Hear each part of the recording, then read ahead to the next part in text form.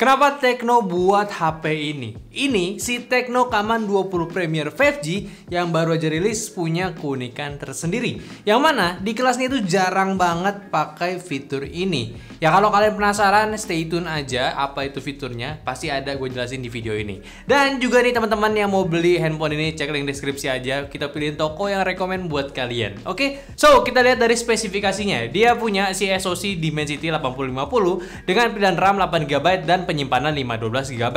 Dari chipset yang setara si Dimensity 1300 yang popularitasnya itu gak banyak HP gunakan karena biasa handphone mahal aja nih yang make. Tapi ini cukup di spek juga untuk SoC-nya. Dia juga udah running di iOS 13 yang berbasis Android 13. Feel pengalaman pas dipakai sih udah gak banyak macam-macam, gak ada yang aneh-aneh, setara dengan handphone Tecno lainnya juga, atau bahkan handphone Transsion Group lainnya ya kalau kalian pernah nyobain. Ya, handphone ini sebenarnya kalau buat kasualan dan juga buat main game atau ngedit video di handphone ini sih masih kuat banget cuy. Jelas kelas menengah ke atas dia udah pakai spesifikasi yang oke. Dan Tecno sendiri memang di handphonenya ini gue sangat yakin mereka ingin tunjukkan kekuatannya karena nggak mau nih dilihat sebagai handphone murah aja yang mereka bisa jual. Anak Transsion Group ini kalau lu cek di internet secara globalnya itu mereka udah punya handphone yang cukup punya kelas dari spesifikasi serta harganya. Makanya nih untuk kekuatannya mereka nih tetap keluarin si Tecno Kamon 20 Premier ini, yang mana ini adalah pengganti barunya dari Tecno Kamon 19 kemarin. Sebelumnya tuh yang punya style Mondrian gitulah ya. Apakah handphone ini berhasil untuk nunjukin power kalau Tecno itu bukan hanya jual handphone murah? Ya menurut gue sih sangat-sangat belum berhasil. Tapi mereka melakukannya dengan baik. Gue suka cara mereka tetap keluarin handphone premiumnya. Ya walaupun target pasarnya yang mereka punya itu masih di kelasan 1-3 jutaan. Bagus menurut gue. Karena kalau mereka tetap konsisten, handphone kelas menengah ke atas seperti line up Premier ini akan menjadi sejarah yang bagus untuk mereka ingat mungkin. Tapi ya udahlah ya, gak usah mikirin ke masa depannya si Tecno dulu. Sekarang dulu deh. Perkembangannya gimana nih Di? Oke nggak nih mereka? Ya jujur aja ya, mereka udah berbenah dari generasi sebelumnya. Yang dulu itu tagline-nya "You look so good tonight" untuk si Mondrian-nya sekarang udah menjadi lebih oke, yaitu "Steady Night Portrait Master". Kelihatan ingin nunjukin fitur hebatnya. Ya, gue bisa potret nih, ya yang mana malamnya tuh nggak goyang nih, hasilnya bagus nih, ya jadi lebih jelas gitu. Tujuannya mau kemana, menarik gitu. Dan juga dari desainnya pun gue cukup respect. Mereka ingin mencoba desain premium untuk handphonenya ini. Dia punya sisi belakang menggunakan vegan leather bertekstur gitu, ditambah dengan desain deconstructionist berbentuk Tyson polygon gitu. Ya berbentuk random kayak puzzle ya. Ya sebenarnya kalau dilihat dari gambar memang jujur aja ini kurang menarik desainnya, tapi ketika gue pegang handphonenya ternyata begini lumayan juga sebenarnya loh. Sebenarnya bagus, tapi sayangnya agak sedikit minus di bagian sisi sampingnya ini, yang mana bikin handphonenya ini jadi kurang sempurna.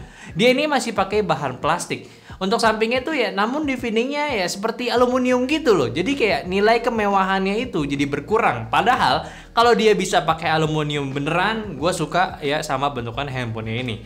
Bahkan untuk kamera bumpnya sendiri pun sama. Kalau dari gambar ya mungkin kelihatannya aneh banget. Namun pas dilihat secara langsung cukup menarik, mewahnya juga cukup dapat. Dan memang handphone ini lebih ke bentukan yang modern artsy gitu, dibanding modern minimalis atau gimana pula gitu ya. Tapi ya sekali lagi, jujur aja gue orang itu ya suka sama handphone yang simpelan aja. Bahkan kalau ditanya mendingan style ini sama si Spark Edition ya mungkin gue lebih pilih si Tecno Spark ya. Ya selera cuy, bebas orang mau suka yang mana.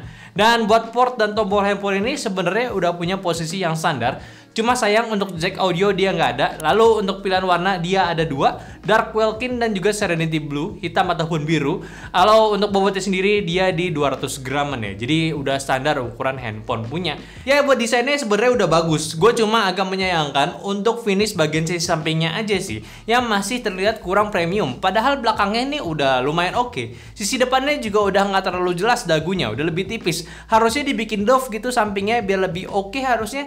Dan ya sebenarnya unik juga nih, si Tecno juga kasih case pengaman.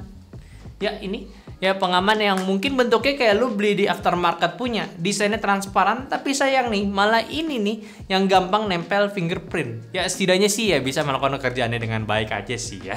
Ya, buat layarnya juga udah bagus, dagunya tipis, punch hole juga untuk fisiknya, dan memberikan nuansa yang premium ke handphonenya. Untuk speknya dia punya ukuran di 6,67 inci Full HD AMOLED dengan refresh rate di 120 Hz. Layarnya udah cukup responsif buat digunakan dan tentunya ada always on display juga, dan dia udah punya PWM yang tinggi di 1920 Hz untuk minimalisir flickering, serta dapat sertifikasi TUV Rainland untuk low blue light-nya cuy. Menarik lah, udah di kelasnya ini di bagian layarnya. Buat dipakai main game, nonton selama kita tes nggak ada masalah kok. Sekarang kita tes performance-nya. Sebelumnya juga dia ada pendingin di bagian dalamnya dari vapor chamber serta graphene platnya untuk menjaga handphonenya nggak overheat ya. Nah, buat performance-nya ini lumayan. Untuk di pengetesan sintetis dari Antutu 10 bisa dapat skor di angka 670 ribuan. Yang mana nih angka yang besar untuk kelasan handphonenya karena masih ada yang masih pakai 7050 untuk di harganya. Terus untuk Geekbench-nya lumayan, hasil skornya singlenya itu lumayan tinggi. Bahkan untuk 3D Mark sendiri bisa mendapatkan stabilitas di 96%. Nah, lalu untuk di pengetasan game seperti biasa di game pertama langsung di Genshin Impact. Default settingannya ini dia dapat di medium 30 fps, mana rata-ratanya dapat di 30 fps. Sedangkan kalau kita spekin ke rata kanan yaitu high 60 fps, sayang masih rata-rata di 30 fps juga.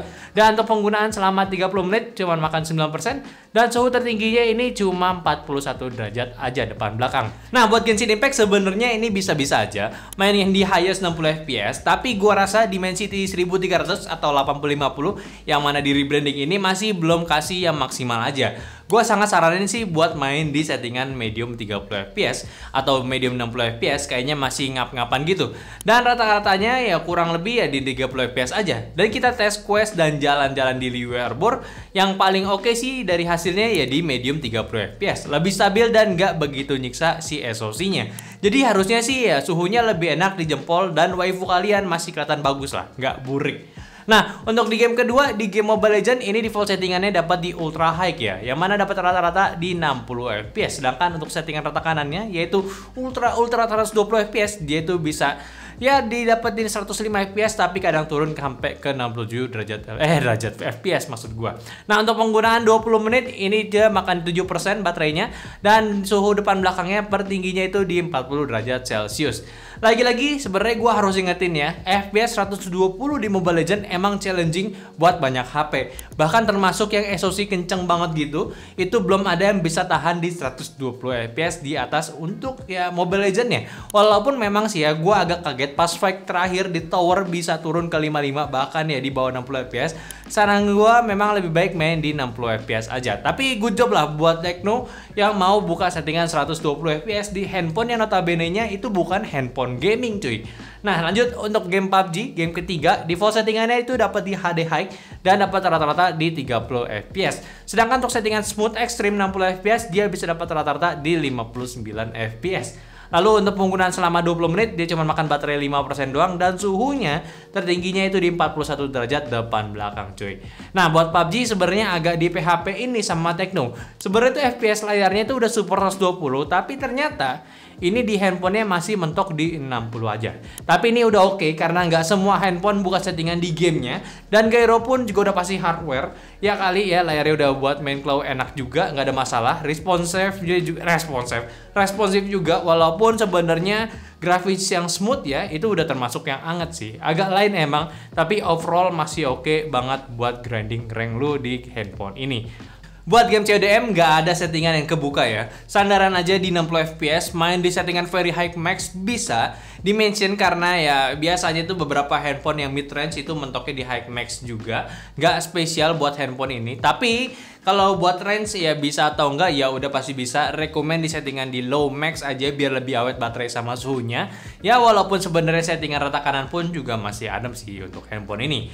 Nah, sekarang langsung aja kita ke bagian yang jadi fitur andalan pada handphone ini, yaitu handphone ini memiliki kamera 3 setup. Ya, 3 setup kamera maksud gue gitu. Utamanya di 50 megapiksel RGBW Ultra Steady, 108 megapiksel ultra wide plus makro kamera, dan juga 2 megapiksel kamera gimmick. Terus ada juga Octa-ring flash ya, untuk tompel hitamnya pun juga ada, itu adalah laser fokus. Sedangkan kamera depan dia punya di 32 megapiksel dengan LED flashnya.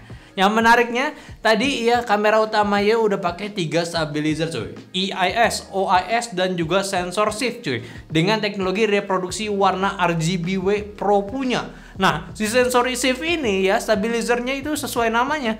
Ada stabilizer di bagian sensornya yang bisa bergerak, nggak cuma dari lensanya aja, optikalnya aja. Terus RGBW-nya pun dia punya sensor bisa reproduksi warna yang putih juga. Sedangkan yang biasanya tuh cuma RGB aja gitu. Ya klaimnya sih ini ngebantu untuk pengambilan gambar low lightnya cuy. Nah kalau ultrawide ya jelas ya megapiksel yang super besar untuk ngebining gambar biar lebih detail ya lebih keluar lagi. Ya jelas di harga handphone ini itu jarang banget bisa kasih megapiksel besar. Ada ultrawide aja tuh udah untung banget. Umumnya itu paling 8 megapiksel ataupun 12 megapiksel aja cuy. Jadi ya untuk foto ultrawide diharuskan jauh lebih baik daripada yang lainnya. Tapi sayang cuy, Tecno rasanya tuh perlu improve kembali processing fotonya. Yang langsung aja lah, gue bahas dari ultrawide-nya yang menjadi main aktornya. Yang mana nih hasilnya sih ya oke. Kalau jepret dan dibandingkan dari segi detail daripada kamera ultrawide lain yang belum menawarkan pixel besar, ini oke gitu. Anyway, untuk yang standarnya pula dia juga tetap di 12 megapiksel ya untuk si ngebining pixelnya di bagian ultrawide. Gue suka di bagian yang stressnya itu pinggirannya masih kasih detail yang jelas. Biasanya tuh udah hancur cuy. Tapi sayangnya untuk jarak objek jauh tetap detailnya tuh nggak se-crispy yang gua kira. Ya memang standar ultrawide gitu mungkin ya. Namun tetap ada beberapa gambar yang mungkin prosesannya pun belum rapi. Kayak semacam chromatic aberration gitu. Cuma kadang muncul di beberapa objek aja. Dan kalau di area yang kurang cahaya, dia punya hasil processing pula yang masih belum bisa selamatin gambarnya. Selanjutnya gue juga penasaran soal ultrawide 108 megapikselnya. Dan hasilnya ya menurut mata gua dia punya hasil masih berantakan cuy. Chromatic aberration di mana-mana. Terus juga hasilnya membayang gitu. Jadi gua ngeliatnya tuh kayak lagi nggak pakai kacamata silinder gua. Agak pusing gitu ngelihatnya. Terus juga di area yang kurang cahaya, padahal di tempat terang ya, hasilnya tuh langsung nggak jelas untuk detailnya. Bener-bener kayak lagi foto malam hari gitu. Ya sebenarnya sih ini masih perlu diimprove lagi. Mungkin hubungan antara hardware dan processing dari software sih belum optimal ya. Jadi semoga aja ada pembaruan lagi untuk bagian ini. Soalnya lumayan menarik dari mode standar ultrawide-nya aja udah yang cukup cahaya. Detailnya sih jauh jadi lebih baik lagi dibanding ya ultrawide yang lainnya. Sisanya untuk mode ultrawide yang AI sama HDR sih ya kurang lebih ya sama lah kayak penamaiannya. Buat ngasih warna, ya HDR ya ngerapin dynamic range-nya seperti biasanya gitu. Nah sekarang foto di kamera utamanya mode standar. Oke nih, gue suka sama hasilnya. Segi warna itu udah bagus, tapi memang lebih saturated dibanding ultrawide-nya. Hasilnya pun keluar detailnya, rapi lah gambarnya. Tapi sama lagi nih kalau dibandingkan dengan yang 50 megapikselnya, yang high megapikselnya ya, ini memang kayaknya itu belum ada optimisasi yang high resolusinya. Detailnya ya jadi hilang gitu cuy, nggak tahu kenapa. Lalu untuk low light ini ya kurang lagi ya, noise itu terlalu ramai, detailnya di cahaya itu terang, tapi untuk di mode super nightnya lumayan sama kayak handphone lain. Detailnya itu bisa diangkat, lampunya pun juga kelihatan tulisannya lagi. Lalu untuk portrait juga menurut gue sangat disayangkan untuk di harga segini belum punya kualitas yang bagus. Maksud gue di sini nih, ini gue sangat ngerasain perbedaan antara orang dengan background di belakang itu terlalu jelas ya, terlalu artificial, nggak natural gitu. Ini sayang banget sih. Lalu untuk buat video, dia ini bisa rekam sampai 4K 30 fps dan Full HD 60 fps. Hasilnya sih untuk standar ya, ini udah di konteks yang bagus. Warnanya bagus, detailnya dapet, tingkat getarnya udah minim cuy. Ya, gue cukup suka sama hasilnya. Dan kalau lu mau yang bener-bener rapi, lu bisa aja pakai mode stabilizer ya. Ini oke, gue suka banget ya sama hasilnya.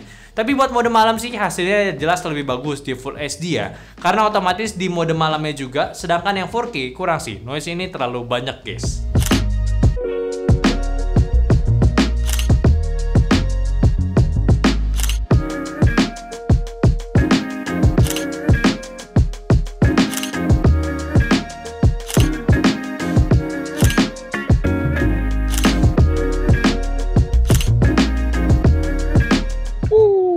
Lagi di kebon ngulang tuh ya.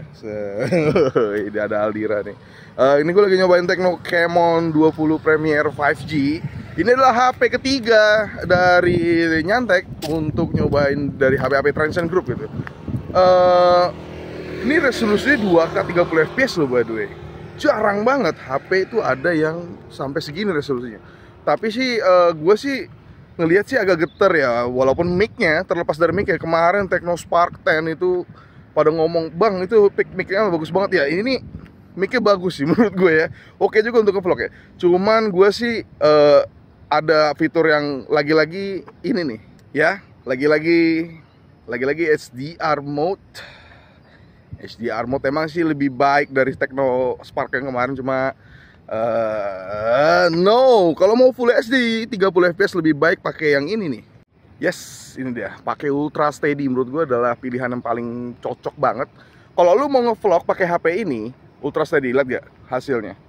Bener-bener ini kan stabil kan, luar biasa. Tapi ya, gimana menurut kalian untuk HP yang katanya harganya sampai 5, enggak katanya sih emang harganya 5 jutaan, cocok gak sih untuk kalian pakai harian atau buat ngevlog? Gue sih ya fine-fine aja sih, gak masalah sih selama ini.